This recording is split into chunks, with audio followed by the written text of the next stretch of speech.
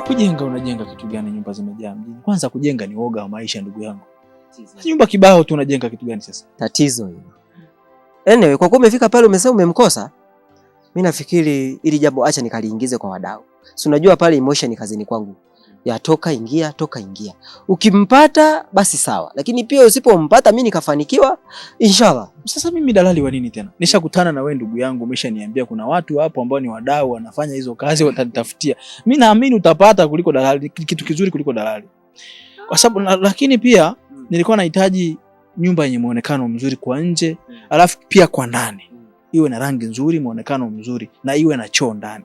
Sio haja imenishika mwanasheria na kopo langu nje kule, haibu.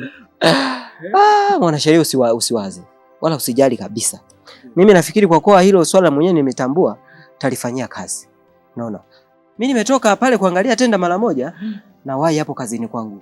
Haina shida, mimi tutawasiliana. Maana mwenyewe nilichopoka. Alafu Mashimba.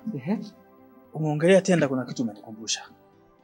Pale ndani bana na viti vyangu vile vina muonekano wa kizamani. Masofa yale.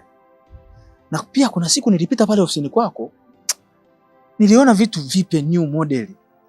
Nikatamani sana, kwa nini tusibadilishe vile vitu vyangu vikaja muonekano wa kisasa? Bwana Mkalamba, mambo yangu hayo kama wewe ulivyosomea wanasheria.